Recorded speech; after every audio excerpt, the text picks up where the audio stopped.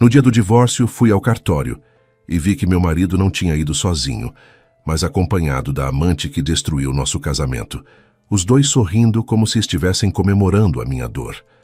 Assinei os papéis em silêncio, engolindo tudo, até que a funcionária do cartório perguntou se eu tinha algo a dizer. Foi quando abri a bolsa e tirei o envelope que ia destruir o sorriso deles. Bem-vindos ao canal Recanto das Histórias. Antes de começarmos, por favor, escrevam de onde vocês estão nos assistindo.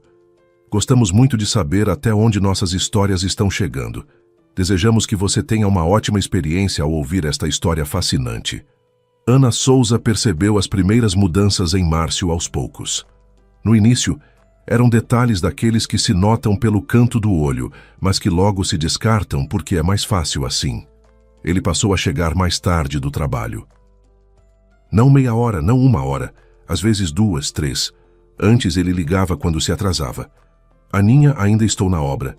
Chego em 40 minutos, coloca a chaleira. Agora simplesmente chegava em silêncio, pendurava o casaco no corredor, passava pela cozinha, enchia um copo d'água no filtro e ia para o quarto. Se Ana Souza perguntava como tinha sido o dia, ele respondia com um breve normal, de costume. Estou cansado, e fechava a porta. Eles moravam em um apartamento de 3 quartos no 5º andar de um prédio de alvenaria. Não era construção nova, mas tampouco uma ruína. Márcio havia comprado o apartamento antes do casamento, quando trabalhava como mestre de obras e guardava parte de cada salário. O apartamento era seu orgulho. Ele mesmo fez a reforma, escolheu os azulejos do banheiro, montou a cozinha com módulos que trouxe de um atacado.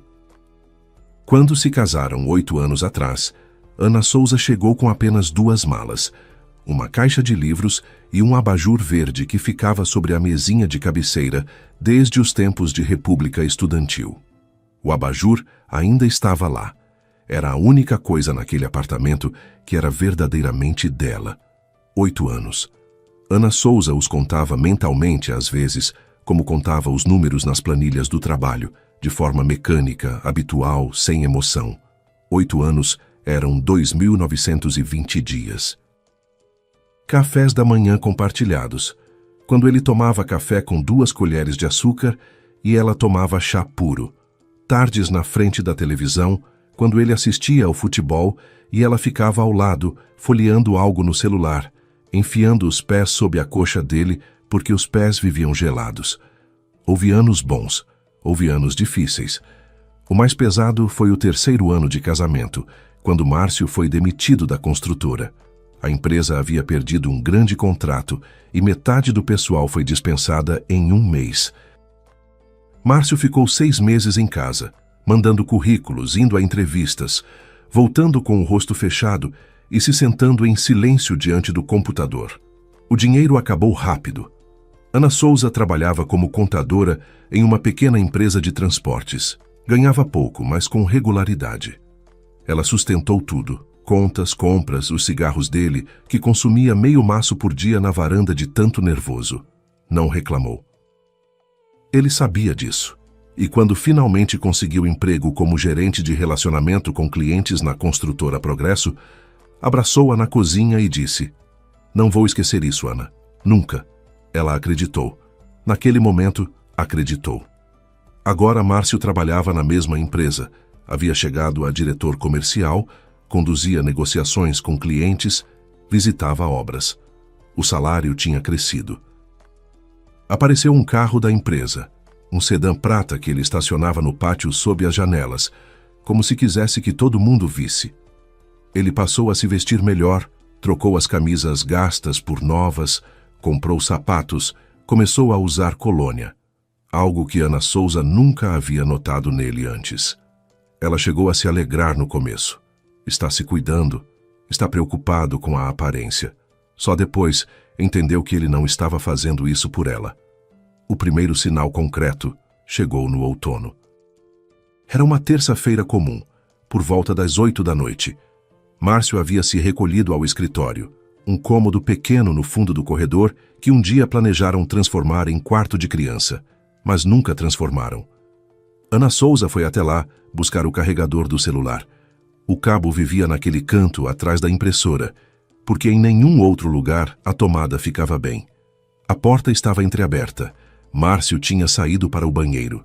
Sobre a mesa brilhava a tela do notebook. Ana Souza não pretendia olhar. Ela se abaixou para pegar o cabo e o olhar caiu involuntariamente no monitor. Um mensageiro aberto. Uma sequência de mensagens curtas com corações cor-de-rosa. A foto de uma mulher de vestido vermelho, vistosa, com cabelos perfeitamente arrumados, com um sorriso que, mesmo através da tela, parecia desafiador. E a última mensagem: estou com saudade. Vem depois, vou te esperar. Ana Souza não se mexeu. Ficou parada com o cabo na mão, como se tivesse esquecido por que havia ido até lá. Então ouviu passos no corredor e recuou até a porta. Márcio entrou, viu que ela estava no escritório, deslocou o olhar instantaneamente para o notebook e fechou a tampa com um movimento só. "O que você está fazendo aqui?" perguntou. A voz era tranquila, mas Ana Souza percebeu nela algo que não era exatamente susto. Era mais irritação. "Vim buscar o carregador", respondeu ela, mostrando o cabo. "Tudo bem. Da próxima vez bata antes. Posso ter documentos de trabalho na tela." Ana Souza concordou com a cabeça e saiu. Ela não perguntou quem era aquela mulher, não perguntou o que era aquela mensagem. Sabia que, se perguntasse naquele momento, ele responderia de um jeito que encerraria o assunto. "É uma colega, é um chat de trabalho. Você está começando de novo." Ela teria de ou acreditar ou iniciar uma briga. Não queria nenhum nem outro. Naquela noite, Ana Souza ficou deitada no escuro ouvindo Márcio respirar ao lado, de forma regular, tranquila, como alguém de consciência limpa. O abajur verde brilhava suavemente na penumbra. Lá fora, chovia. Ana Souza olhava para o teto e pensava que há coisas que não se consegue desver. Corações cor-de-rosa, vestido vermelho. "Estou com saudade. Vem depois." Essas palavras agora viviam em sua cabeça, e ela sabia que não iriam embora. As 2 semanas seguintes, Ana Souza viveu em um estado que depois descreveu para a amiga Letícia com uma única palavra: tortura. Silenciosa, cotidiana, metódica. Ia trabalhar, preparava o jantar, lavava e passava as camisas de Márcio, aquelas novas camisas que ele usava agora todos os dias. E ao mesmo tempo, dentro dela, havia outro trabalho em andamento, um que ela não conseguia parar. Ela notava cada detalhe. Como ele saía com o celular até para o banheiro, como escondia a tela quando ela passava por perto, como passou a tomar banho mal cruzava a soleira, coisa que antes não tinha o hábito de fazer. Ela não queria ser a mulher que vasculha as coisas alheias, não queria checar o celular dele enquanto dormia, não queria se tornar o tipo de pessoa que sempre havia desprezado, mas precisava saber, não supor, saber. A solução surgiu por si mesma. No fim do outono, Márcio pagou a conta do celular pelo banco e deixou o comprovante em cima da mesa da cozinha. Um hábito do qual nunca se livrou, apesar de Ana Souza ter dito 100 vezes que tudo existe em formato eletrônico. O comprovante estava ao lado do guardanapo, preso embaixo de uma caneca com resto de café. Ana Souza o pegou maquinalmente para tirar da mesa e viu a discriminação. Um número chamou atenção imediatamente. Aparecia repetido. 10, 12, às vezes 15 vezes por dia. De manhã ao meio-dia, depois do trabalho, às 11 da noite, à meia-noite. Às vezes, as ligações duravam 40 minutos, às vezes 2, mas eram diárias, sem interrupção, como os batimentos de uma segunda vida que Márcio levava em paralelo a deles. Ana Souza não ligou para aquele número. Era contadora. Estava acostumada a trabalhar com dados, não com emoções.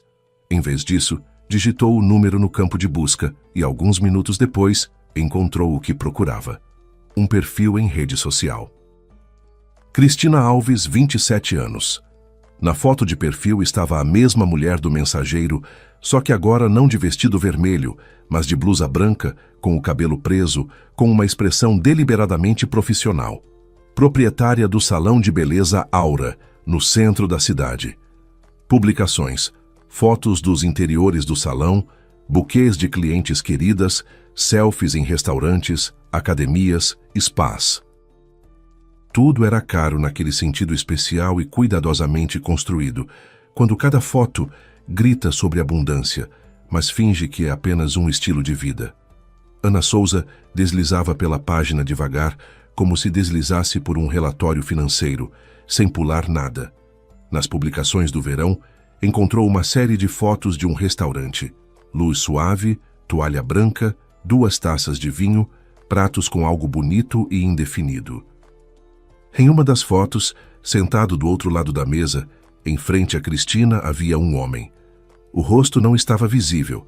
Ele havia sido fotografado de costas, levemente de lado. Mas Ana Souza viu a mão esquerda pousada sobre a mesa ao lado da taça. No pulso, um relógio. Um Citizen de mostrador escuro com ponteiros prateados e aquele pequeno arranhão no vidro que havia aparecido 2 anos atrás, quando Márcio bateu o pulso no canto de uma estante na garagem. Ana Souza havia dado aquele relógio para ele no aniversário de 35 anos. Escolheu durante 1 mês inteiro, juntou dinheiro de 3 salários. Ana Souza fechou o celular, colocou-o sobre a mesa com a tela para baixo. Ficou 1 minuto olhando para a geladeira, para o ímã de uma praia que tinham trazido de uma viagem 3 anos atrás. Depois levantou, foi até o banheiro, fechou a porta com a trava, abriu a torneira e chorou. Baixinho, sem som, com a mão tapando a boca. Não de mágoa, embora a mágoa estivesse lá, aguda como uma queimadura, mas de compreensão. De entender que havia 1 ano vivia dentro do espetáculo de outra pessoa e nem sabia que lhe haviam dado um papel. Que o homem que todas as manhãs se sentava à mesa da cozinha à sua frente e passava manteiga no pão de forma metódica, dia após dia, estava construindo uma outra vida, com outra mulher, com o dinheiro ganho no casamento que ele já havia descartado. A água corria. Ana Souza ficou de pé, apoiando as mãos na borda da pia, olhando o próprio reflexo no espelho. 34 anos. Olheiras escuras que não existiam meio ano antes. Pele ressecada nas mãos. Ela vivia esquecendo de passar creme. Um rosto comum de uma mulher comum, que vai trabalhar, cuida das contas alheias, volta para casa e cozinha sopa com o que tem na geladeira. Ela não era uma beldade, nunca foi, mas era confiável. Era aquela em quem se pode se apoiar, e achava que isso era suficiente. De manhã saía de casa às 7h30, entrava no seu velho Gol verde escuro, que havia comprado com as próprias economias, e cruzava a cidade até o trabalho. O carro era simples, sem frescuras, ar-condicionado, rádio, banco de tecido. Mas Ana Souza o amava.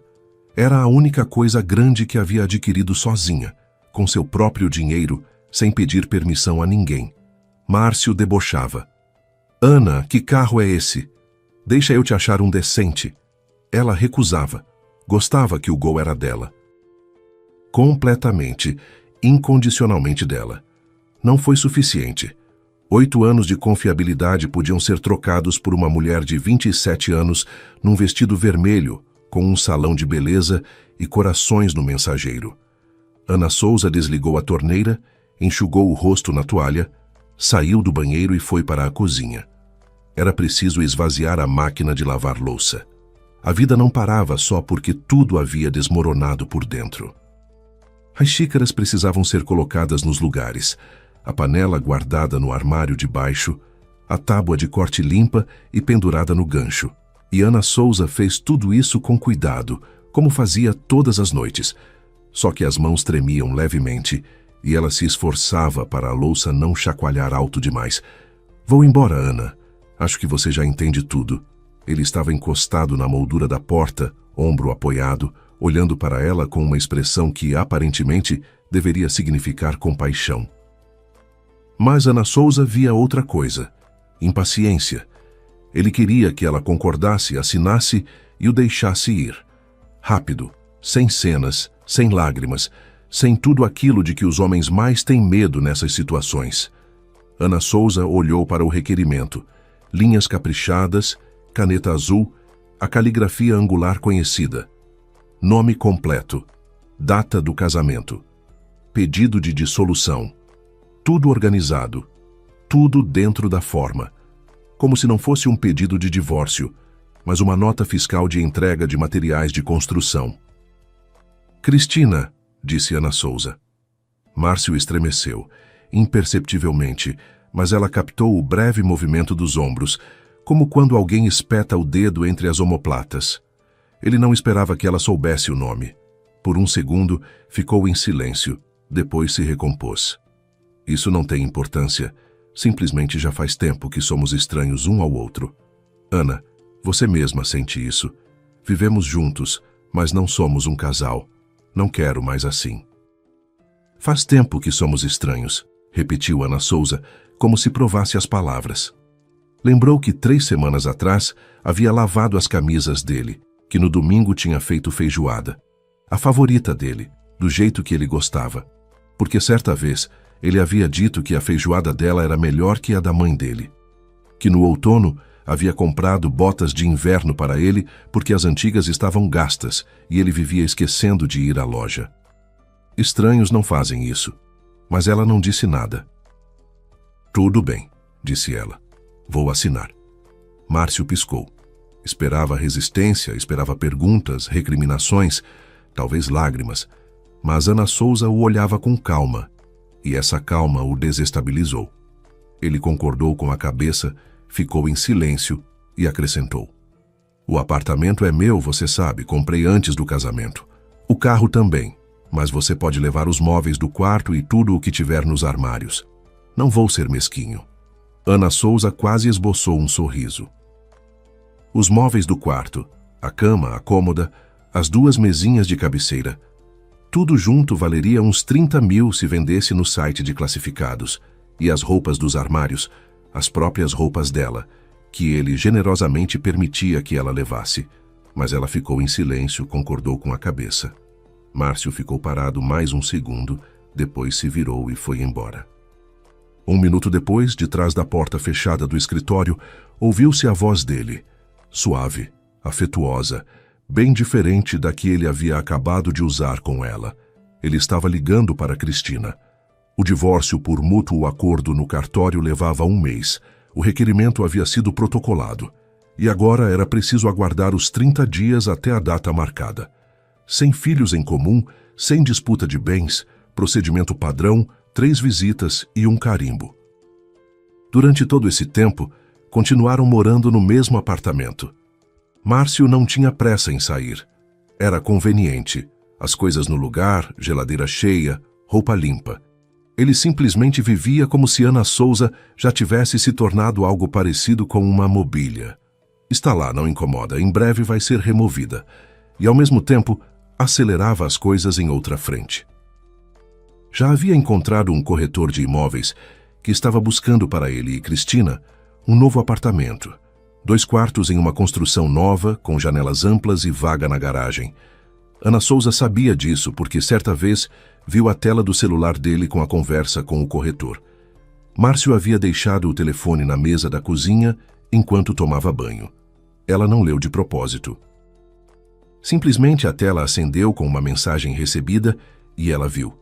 Márcio, selecionamos 3 opções dentro do seu orçamento. Quando seria conveniente para visitar? No dia seguinte àquele em que Márcio colocou o requerimento sobre a mesa, Ana Souza ligou para a amiga Letícia.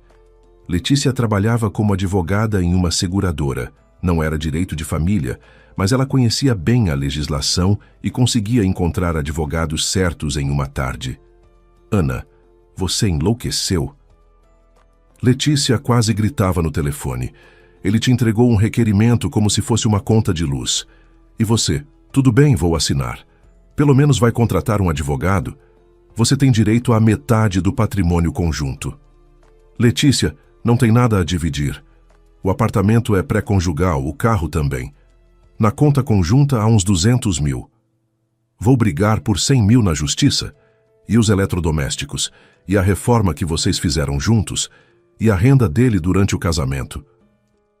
A reforma ele fez com as próprias mãos. Os eletrodomésticos compramos na metade. Mas quem vai a tribunal por causa de uma máquina de lavar de 3 anos? E a renda dele? Como você imagina isso? Ele recebia o salário no cartão dele, eu no meu. Alimentávamos a conta conjunta, os dois, e gastávamos em comida e contas. Não tem nenhum capital oculto, Letícia. Ele não é nenhum milionário. É diretor comercial de uma construtora de médio porte. Letícia ficou em silêncio. Depois suspirou. Só não quero que você saia de mãos abanando. Ele vai embora para essa Cristina com os salões e os restaurantes dela. E você vai ficar com uma cômoda e uma caixa de botas. Isso não é justo, Ana. Eu sei, respondeu Ana Souza. Mas às vezes é melhor sair rápido do que sair devagar e com dor. Não quero negociar cada panela com ele. Quero fechar essa porta e esquecer.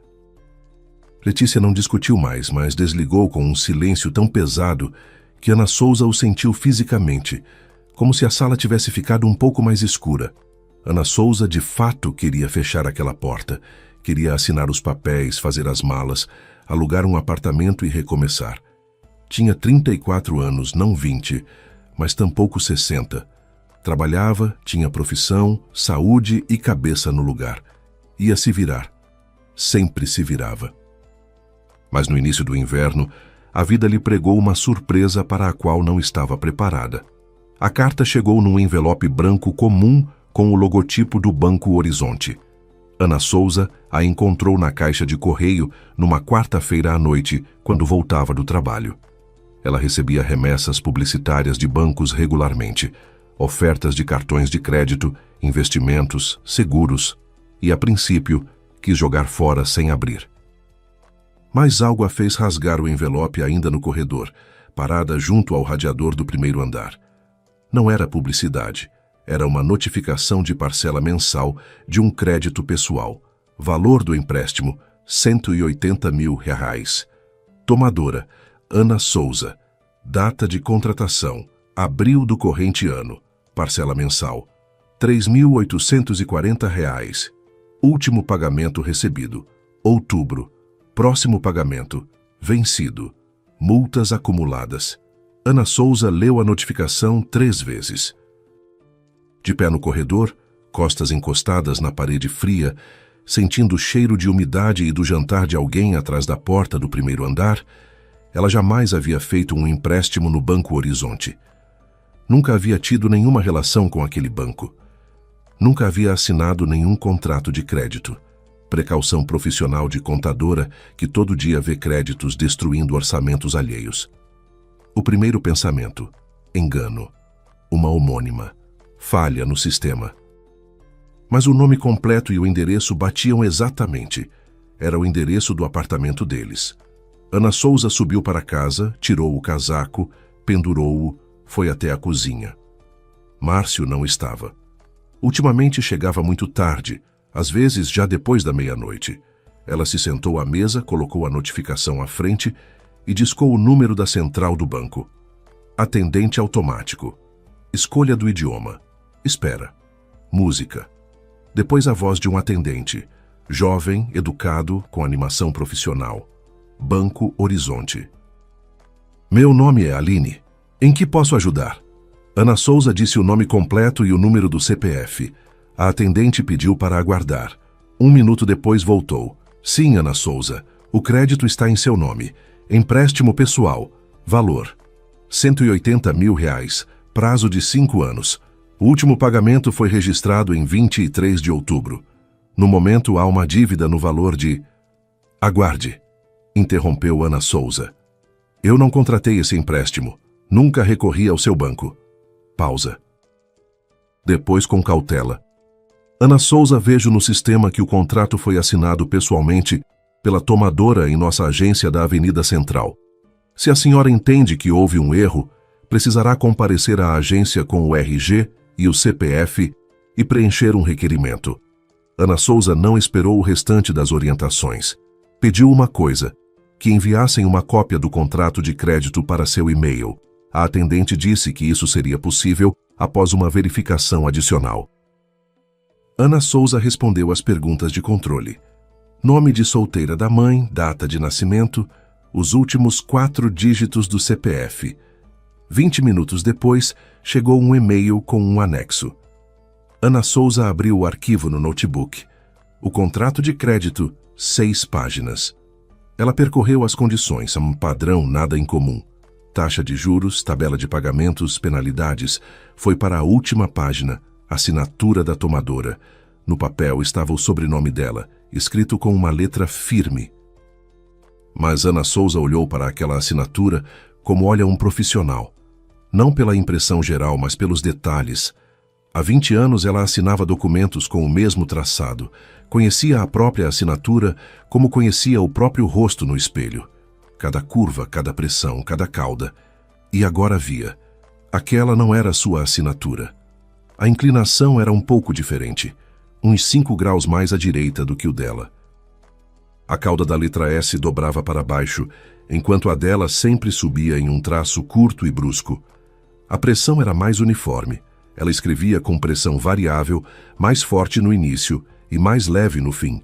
Mas aqui a linha corria reta, como se fosse feita com régua. A falsificação era boa o suficiente para que o caixa do banco não notasse a diferença, mas não era boa o suficiente para quem havia assinado com aquela mão durante 20 anos. Ana Souza fechou o notebook, se recostou na cadeira.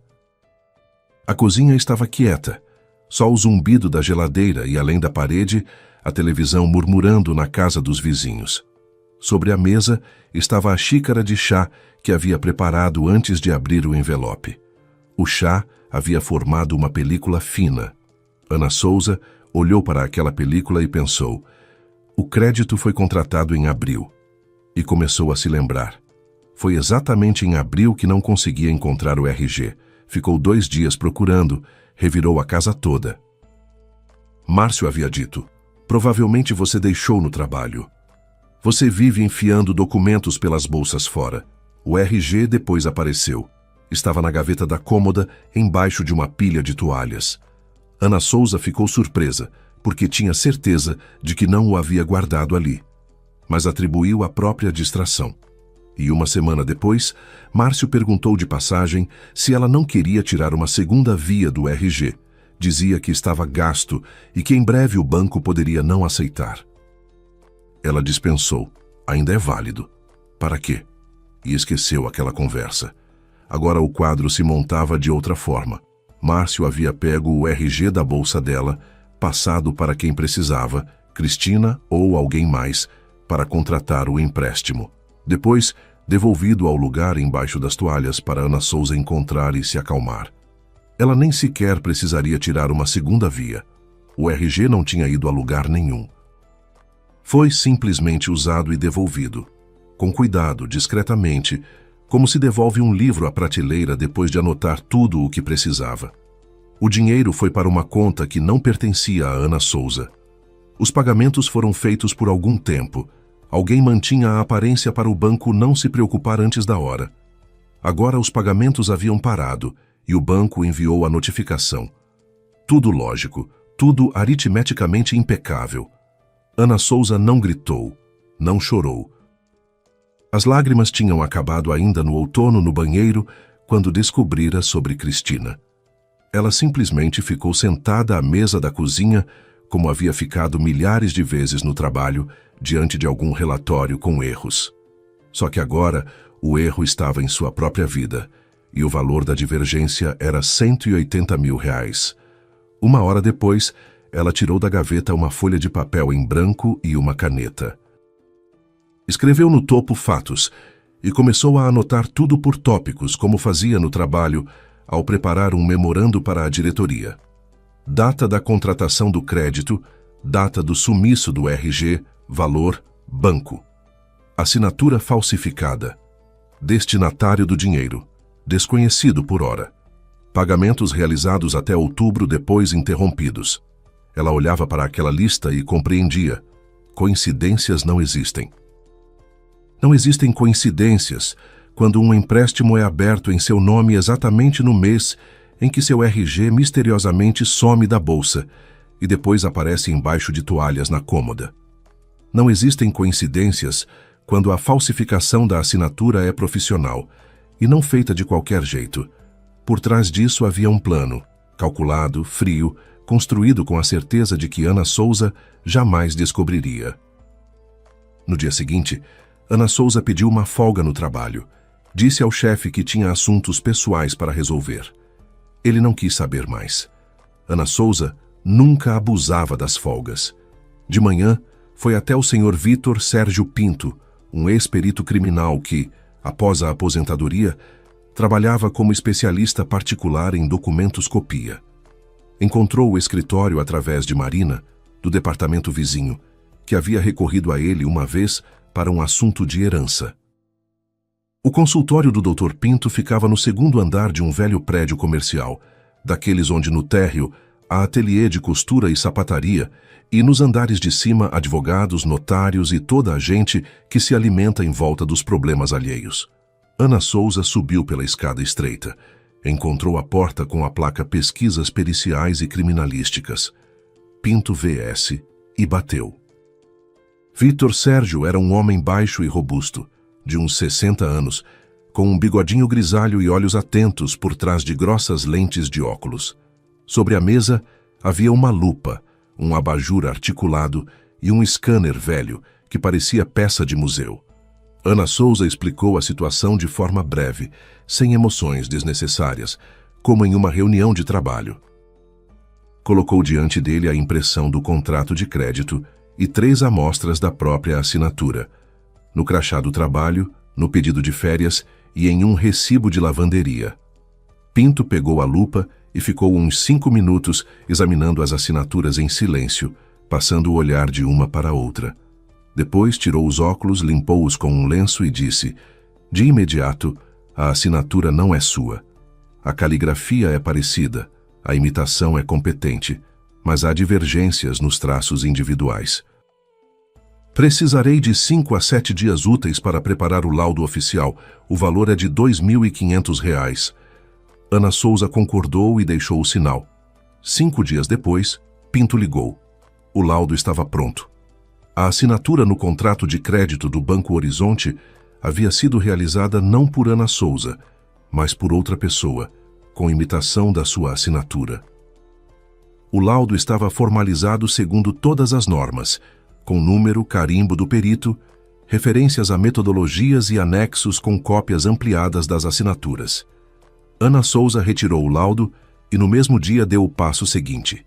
Ligou para o banco e solicitou um extrato detalhado da conta de crédito. Não aquele resumo curto que enviam pelo correio, mas o completo com todas as operações.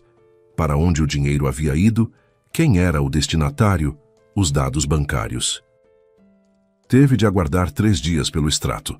Retirou-o na agência, apresentando o RG. O atendente jovem imprimiu 6 folhas e as estendeu com um sorriso de praxe. Mais alguma coisa? Ana Souza balançou a cabeça e saiu. No horário de almoço, sentada no carro no estacionamento de um shopping, ela espalhou as folhas no colo e começou a ler. O dinheiro, R$ 180 mil, havia sido transferido em um único pagamento. Destinatário: Aura Beauty Lita, conta corrente em outro banco.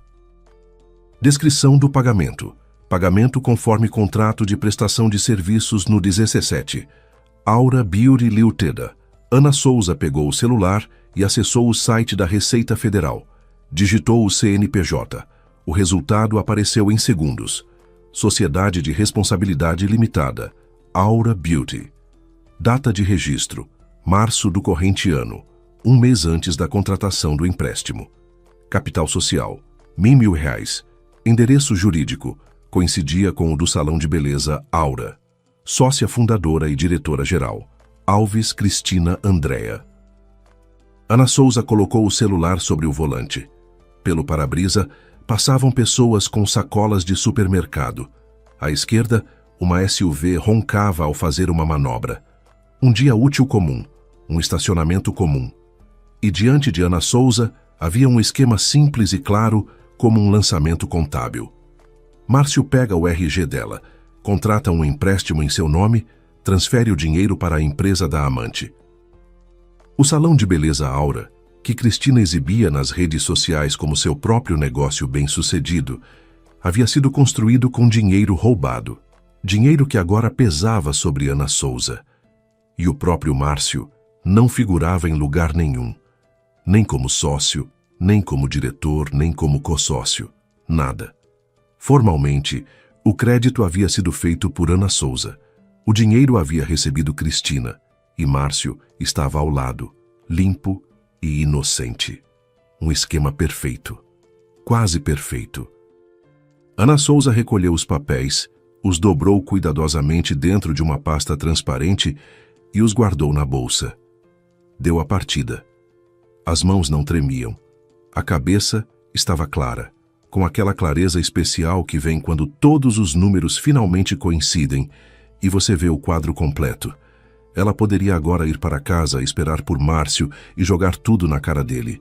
Poderia gritar, chorar, quebrar louça. Poderia ligar para Cristina e dizer a ela com qual dinheiro foram compradas as cadeiras do manicure e as vitrines de cosméticos. Mas Ana Souza era contadora, e uma boa contadora nunca corre para a diretoria gritando: "Tem um erro". Antes de reunir todas as provas, verificar cada número e preparar um memorando onde cada palavra é amparada por um documento. Emoções depois. Primeiro, os fatos. Ela tirou a pasta limpa que havia comprado de manhã na papelaria e colocou tudo dentro. O laudo do Dr. Pinto, o extrato bancário, a consulta do CNPJ, a cópia do contrato de crédito com a assinatura falsa, as notificações do banco. A pasta ficou volumosa. Ana Souza fechou o botão e a colocou no banco do passageiro. Depois discou o número de Letícia. "Letícia, lembra que você falava em advogado? Preciso de um bom, mas não de direito de família, de crimes econômicos." Letícia não perguntou por quê. Ouviu a voz da amiga, tranquila, contida, profissional, e entendeu que Ana Souza não estava brincando. "Tem um, Figueiredo Igor Paulo. Ele cuidou de um caso na nossa empresa 2 anos atrás, quando o diretor financeiro desviava dinheiro por empresas de fachada. Bom profissional, tenaz, já te mando o contato." O contato chegou 1 minuto depois. Ana Souza anotou o número e ligou direto do estacionamento.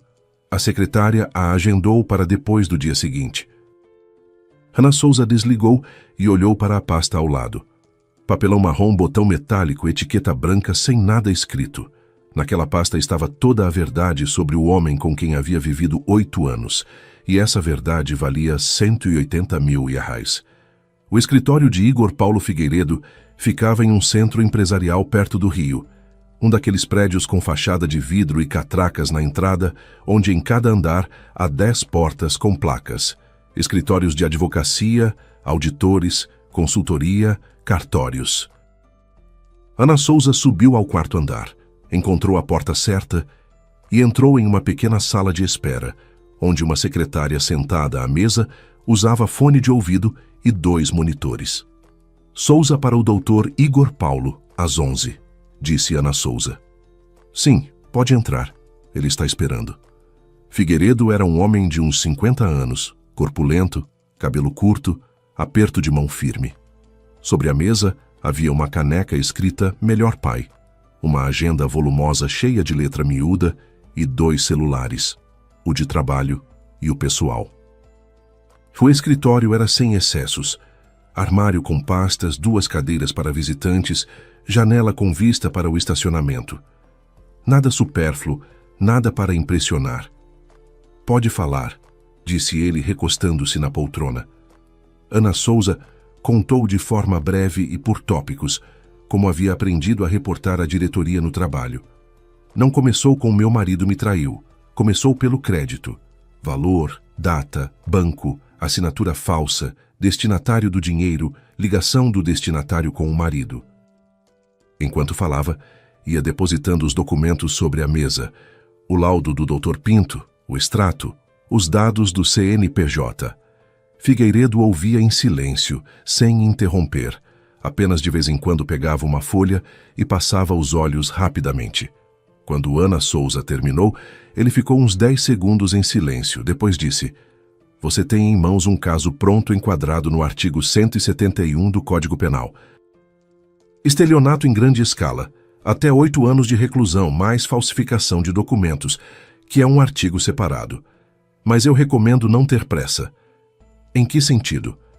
No sentido literal, você pode ir à delegacia agora mesmo e registrar um boletim de ocorrência. Ele será aceito, mas depois começa a investigação. E se eles tiverem apenas o que você tem, o caso pode se arrastar. Os delegados precisam do quadro completo.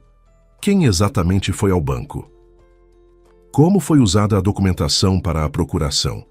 Para onde foi o dinheiro depois de transferido para a empresa? Quanto mais coletarmos nós mesmos, menor a chance de a investigação protelá-lo. Já vi casos em que boletins com base probatória incompleta ficaram parados meses, e depois os prazos prescreviam e as pessoas não conseguiam nada. Quanto tempo precisaria? 3 a 4 semanas. Farei solicitações formais, pedirei as gravações de câmera do banco. Na hora de registrar o boletim, teremos um pacote que o delegado não conseguirá ignorar. Ana Souza concordou. Entendia aquela lógica. Era a mesma lógica que aplicava no trabalho. Não correr com o primeiro documento na mão, mas reunir tudo, verificar e apresentar de forma que não restassem perguntas. Certo, vamos em frente. Figueiredo estendeu a ela um contrato de prestação de serviços jurídicos. Ana Souza o leu inteiro, parágrafo por parágrafo, nota de rodapé por nota de rodapé, como lia qualquer documento que assinava. Figueiredo a observava com leve aprovação. Depois ela assinou com seu traçado real e posou a caneta. As 4 semanas seguintes foram as mais difíceis de toda a sua vida. Não porque fosse pesado fisicamente ou porque não estivesse conseguindo, mas porque a cada dia precisava fingir.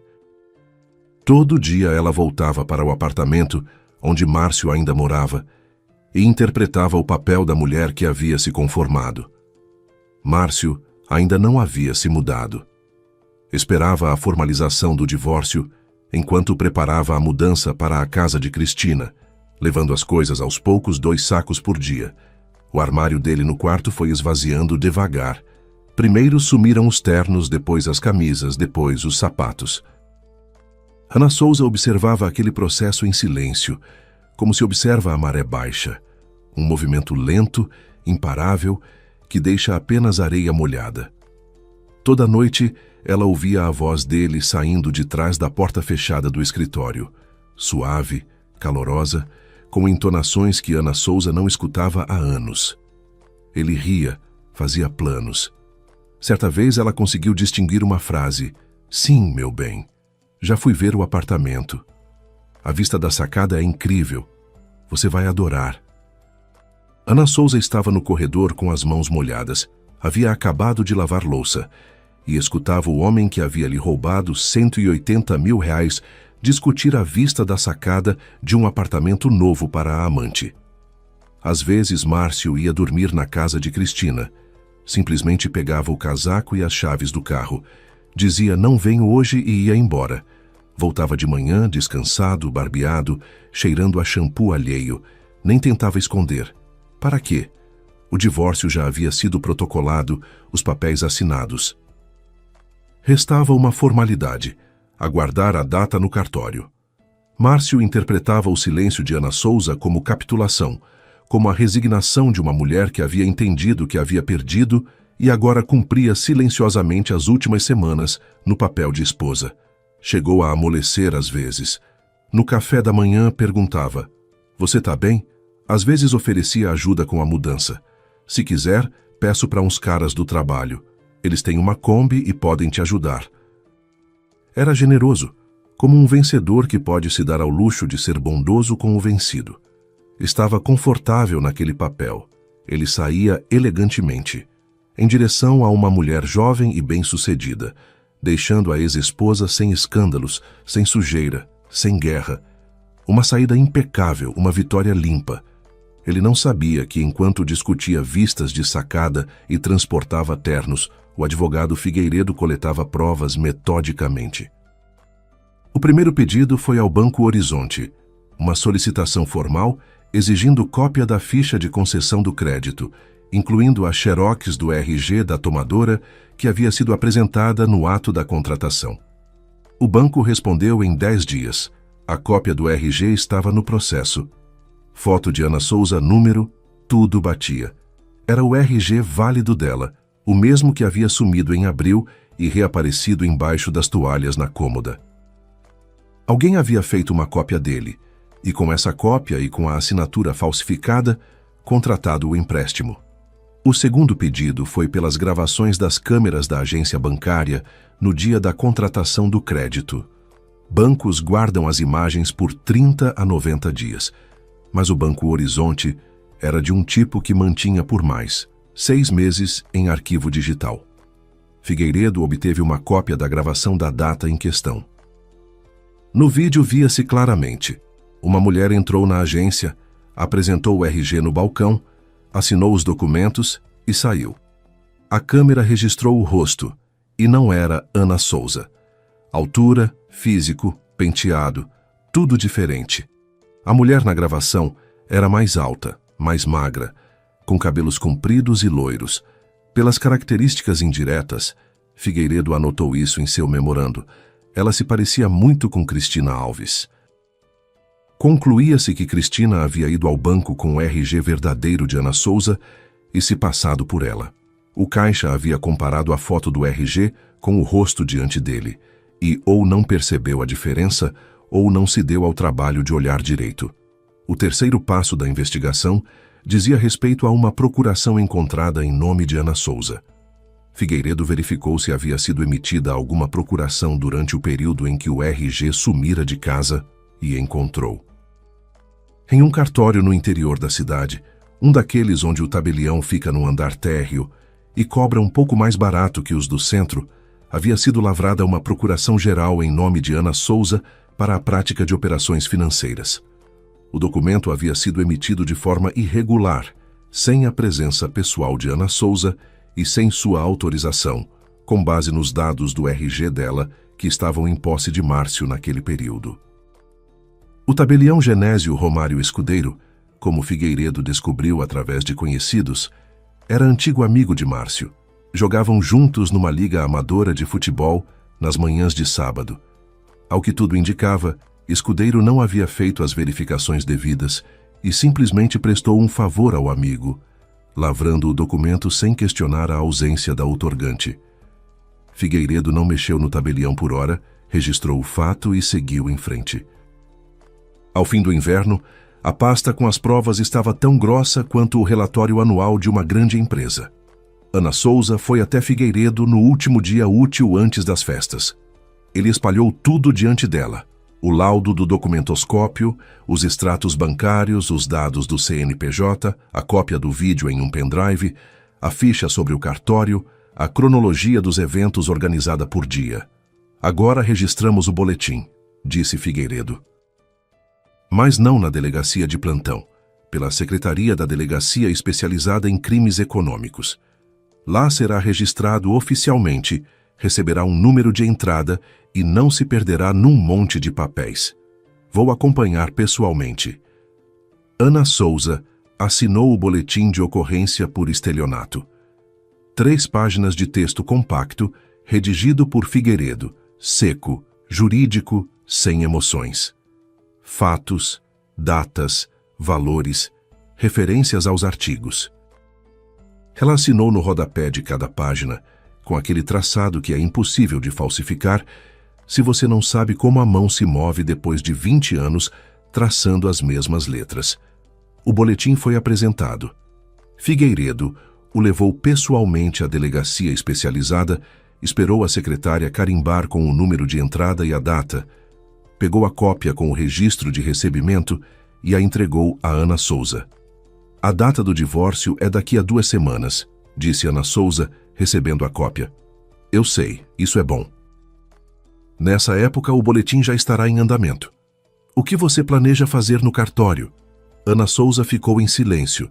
Depois disse: quero que ele saiba, não pelo delegado, não pela intimação. Quero que ele saiba por mim, exatamente no momento em que estiver pensando que tudo terminou a seu favor. Figueiredo a olhou por um longo tempo, depois concordou com a cabeça. É seu direito. Só não diga nada além do necessário. Nenhuma ameaça, nenhuma acusação em voz alta. Simplesmente entregue os documentos. Deixe que os papéis falem por si. Ana Souza concordou. Ela não pretendia falar. Pretendia mostrar. O dia do divórcio começou cedo. Ana Souza acordou às 6 da manhã, embora o despertador estivesse marcado para as 8. Lá fora ainda estava escuro. O amanhecer de inverno chega tarde, relutante, como se ele próprio não quisesse despertar. Ela ficou deitada em silêncio, olhando para o teto. No quarto, fazia frio. Tinha baixado o ar-condicionado uma semana antes, quando Márcio definitivamente havia passado a dormir no escritório na cama dobrável. Depois ela levantou, foi até a cozinha, ligou a chaleira. Pela janela, o quintal ia surgindo lentamente. Os contornos das árvores sem folhas, o telhado da garagem em frente. A manhã era fria e clara, sem vento. Ana Souza ficou junto à janela com a caneca de chá e pensou que 8 anos atrás, no verão, ela e Márcio haviam chegado àquele mesmo cartório num carro branco alugado com fitas nos retrovisores. Letícia era a testemunha e jogou confetes na escada. Márcio carregava um buquê enorme, rosas brancas. Tinha escolhido sozinho. Ficou 1 hora inteira na floricultura. Ele segurou a mão de Ana Souza com tanta força que depois os dedos dela doíam. Ele a olhava com uma expressão tal que a funcionária do cartório, outra jovem, não a de hoje, havia sorrido e dito: "Raramente vejo olhos tão apaixonados. 8 anos. 2.920 dias. E eis o último." Ana Souza lavou a caneca, guardou-a no armário, foi para o banheiro, tomou banho, secou o cabelo, se vestiu. Um vestido de tecido cinza, não novo, mas de boa modelagem, comprado numa liquidação 2 anos atrás. Meia calça escura, botins pretos de salto baixo. Maquiou-se com o mínimo. Base, rímel, um pouco de batom. Não por Márcio, não por Cristina, por ela mesma, porque naquele dia precisava parecer como se sentia por dentro. Tranquila, contida, digna. Da gaveta de cima da cômoda, ela tirou um envelope marrom resistente no formato A4, dentro do qual havia dobrado na véspera as cópias dos documentos preparados. O laudo do perito, o extrato bancário, os dados do CNPJ, a notificação da delegacia sobre o registro do boletim. 4 documentos, 4 folhas. Ela os verificou pela 3ª vez, certificou-se de que tudo estava no lugar e colocou o envelope na bolsa. Fechou o fecho. Casaco, cachecol, luvas, chaves do carro. Ana Souza se olhou no espelho do corredor, pálida, com olheiras que o corretivo não escondera completamente, mas com as costas eretas e o olhar firme. Ela acenou para o próprio reflexo, como colegas acenam antes de uma reunião importante, em silêncio, de forma breve e objetiva, e saiu. Chegou ao cartório 15 minutos antes do horário marcado. O prédio era familiar. 2 andares, colunas na entrada, pintado de um amarelo claro. Diante da escada, havia 2 carros. Um era o sedã prata de Márcio, com o adesivo da construtora Progresso no vidro traseiro. O outro era um SUV branco desconhecido. Ana Souza entrou e os viu imediatamente. Márcio estava junto à janela no corredor do 2º andar, ao lado da porta da sala de registro. Ao lado dele estava uma mulher, Cristina. Ana Souza a reconheceu num instante, embora só a tivesse visto em fotos. Alta, esguia, cabelos loiros em ondas suaves, um caro casaco bege daqueles que custam metade do salário de Ana Souza. Cristina segurava o braço de Márcio, não com um gesto de aperto, mas com calma, de forma possessiva, como se segura algo que já é seu. Eles conversavam em voz baixa e Cristina de vez em quando sorria, com aquele sorriso seguro e bonito de quem sabe que o mundo está organizado a seu favor. Márcio também sorria.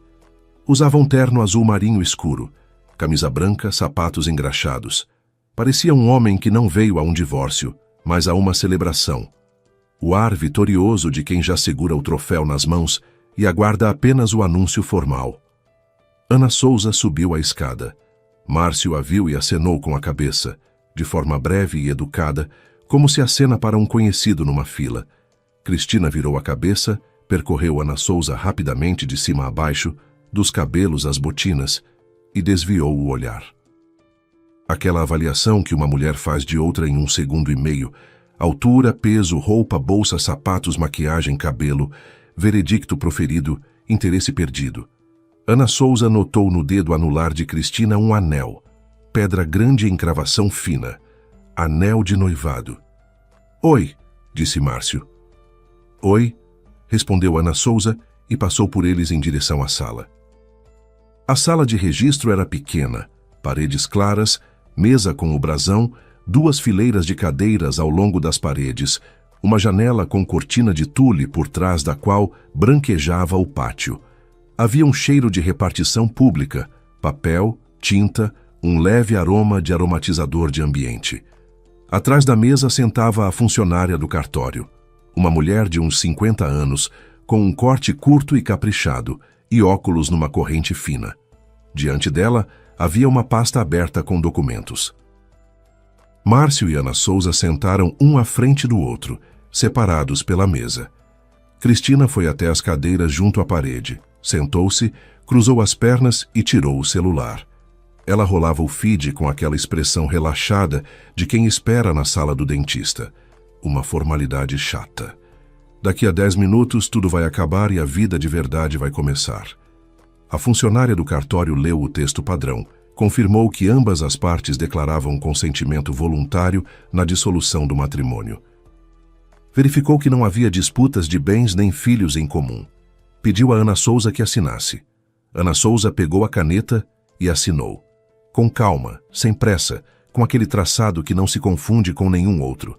Depois, assinou Márcio. A funcionária do cartório carimbou.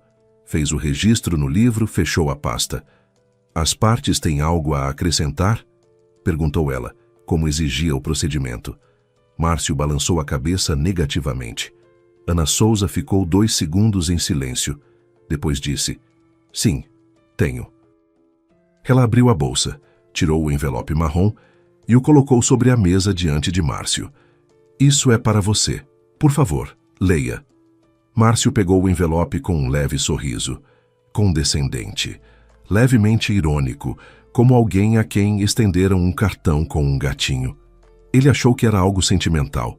Uma carta de despedida, talvez fotos antigas, talvez a aliança enrolada num guardanapo. Algo do tipo que mulheres fazem no cinema quando querem mostrar que estão acima da mágoa. Ele abriu o envelope e tirou uma pilha de papéis. Primeira folha.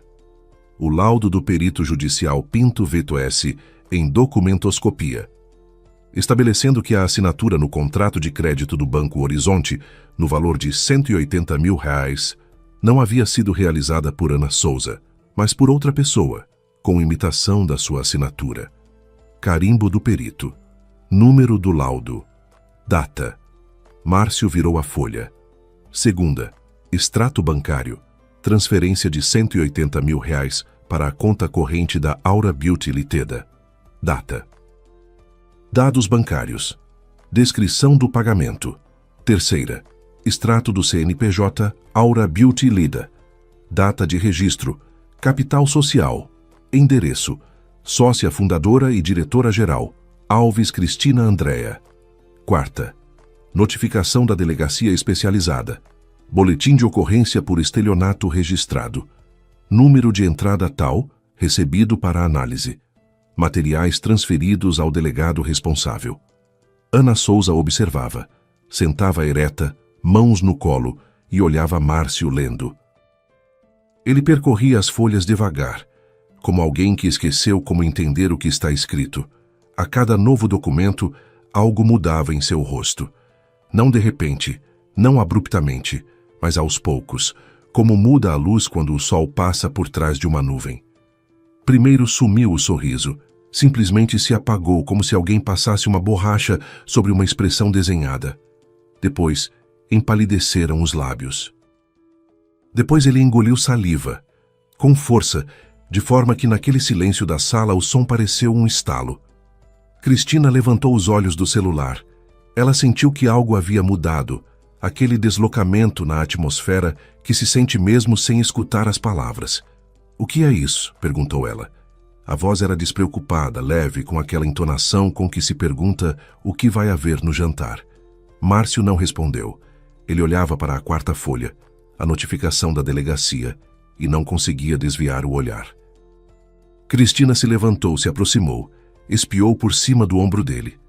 Ficou alguns segundos lendo em silêncio. Então Ana Souza viu o rosto dela mudar, instantaneamente, como se trocassem o canal. A segurança, a calma, aquela postura possessiva e bonita, tudo desapareceu. Ficou algo agudo, assustado, raivoso. Na sala ficou um silêncio intenso.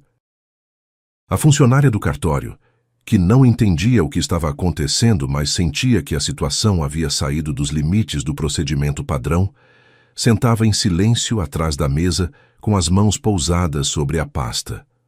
Ana Souza se levantou da cadeira. Não gritou, não zombou, não pronunciou discursos preparados.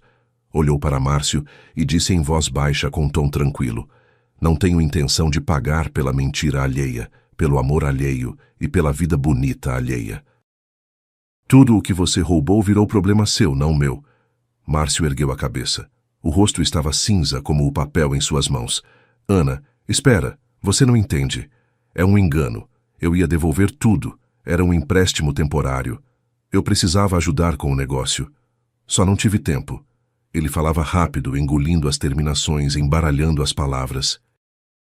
Ana Souza via ele procurar febrilmente uma explicação, qualquer uma, pelo menos alguma, que pudesse desfazer o que estava diante dele, escrito em preto no branco. "Márcio", ela o interrompeu. "Sou contadora. Entendo números melhor do que você pensa. Falsificar a assinatura em um contrato de crédito é enquadrado no artigo 171 do Código Penal. Estelionato em grande escala." Cristina, que até então estava parada em silêncio, agarrou a manga de Márcio. "Você disse que ela nunca ia descobrir. Você disse que estava tudo sob controle. Que documentos são esses? Por que está envolvida a delegacia?" A voz havia ficado fina e estridente, e o anel de noivado no dedo dela brilhou quando ela enfiou a mão nos papéis. Márcio ficou em silêncio. Cristina pegou a folha com a notificação da delegacia, percorreu com os olhos e empalideceu.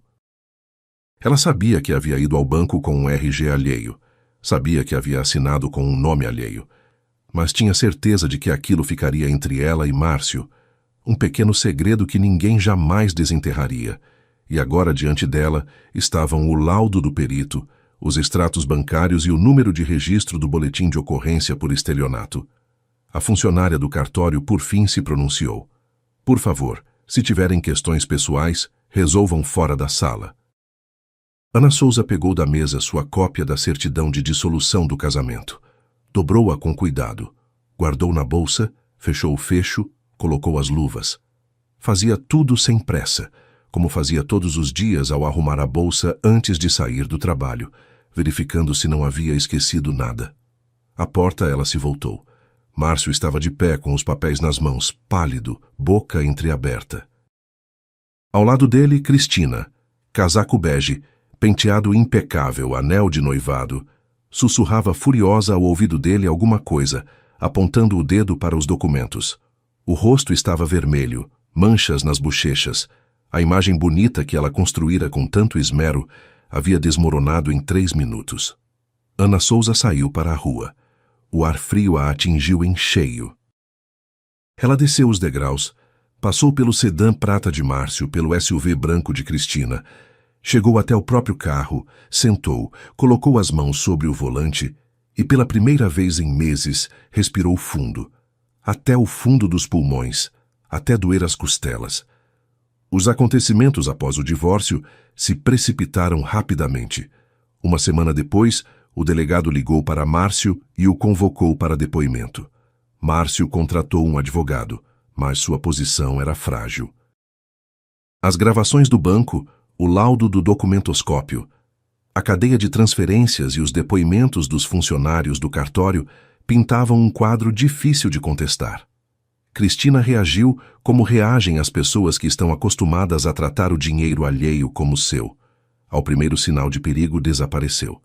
3 dias depois do cartório, parou de atender às ligações de Márcio. 1 semana depois, o bloqueou em todos os mensageiros. 2 semanas depois, a Aura Beauty fechou as portas.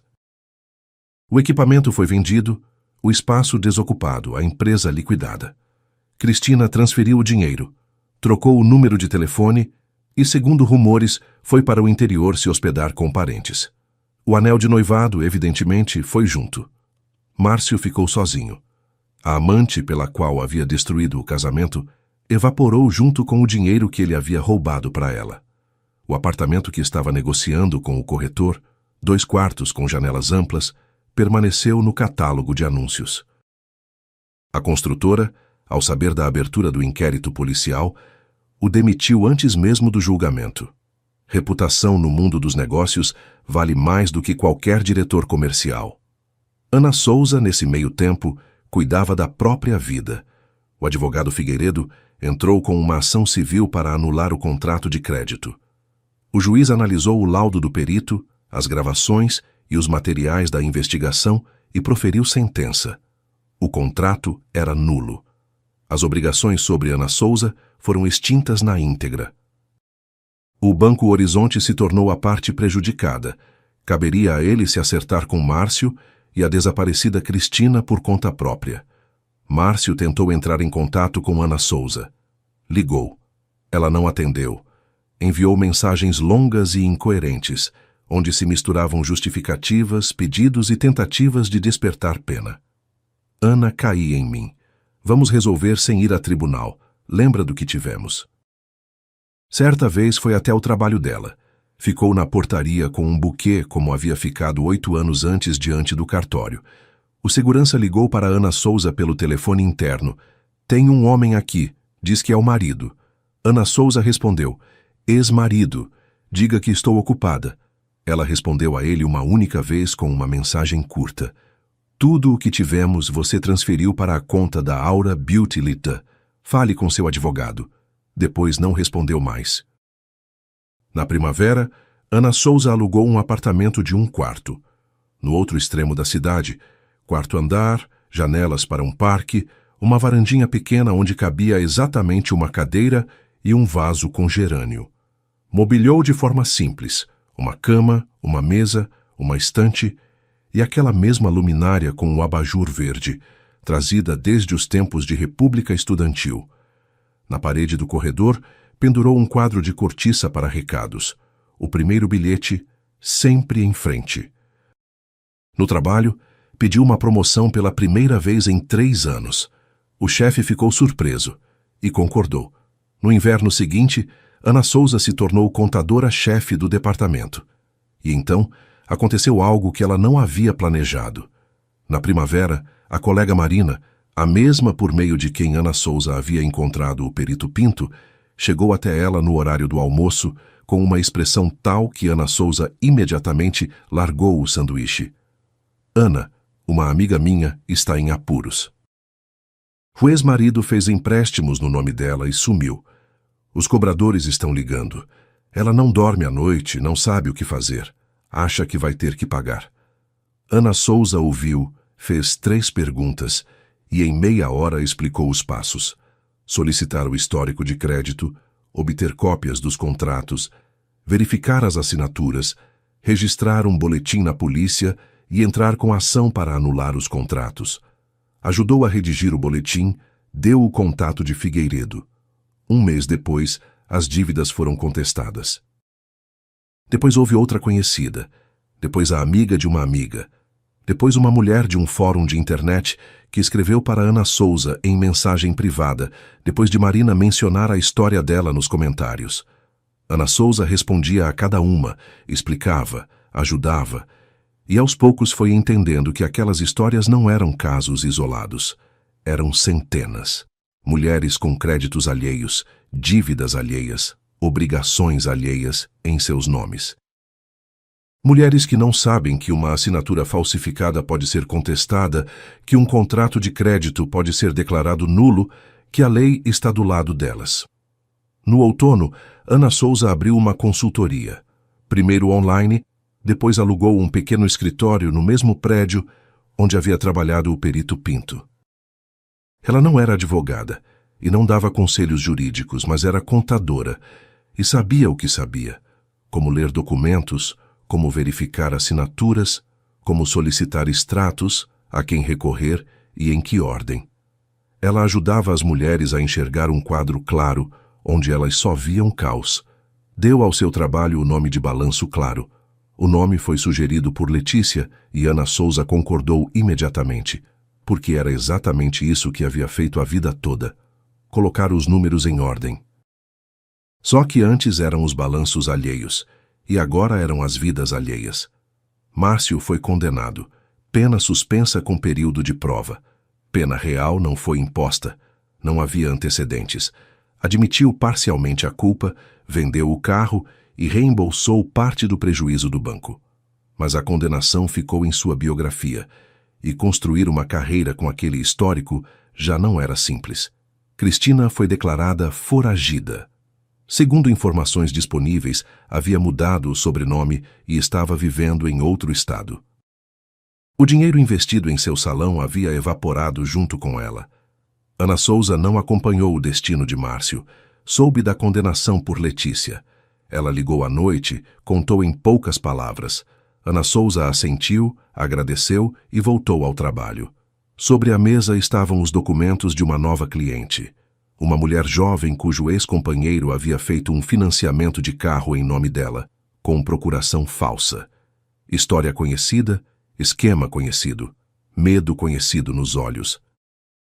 Às vezes, nas tardes, sentada na varanda com a caneca de chá, Ana Souza se lembrava daquele dia de inverno. A manhã fria, o sol sobre o pátio, o prédio do cartório com colunas, Márcio no terno azul marinho, Cristina no casaco bege com o anel de noivado, os sorrisos triunfantes deles, e o envelope, um envelope marrom comum, formato A4 com 4 folhas por dentro, que virou tudo de cabeça para baixo.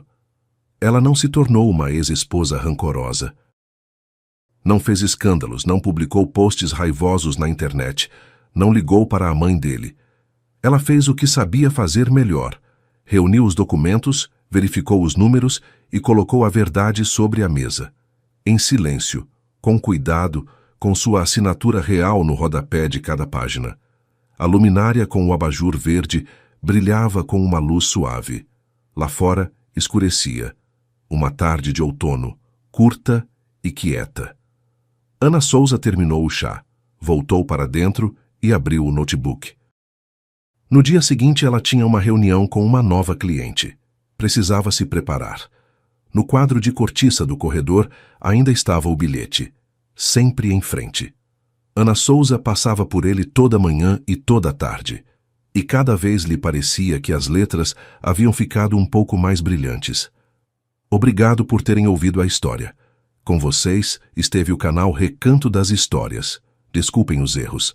Escrevam nos comentários o que acharam. Se gostaram, assinem o canal.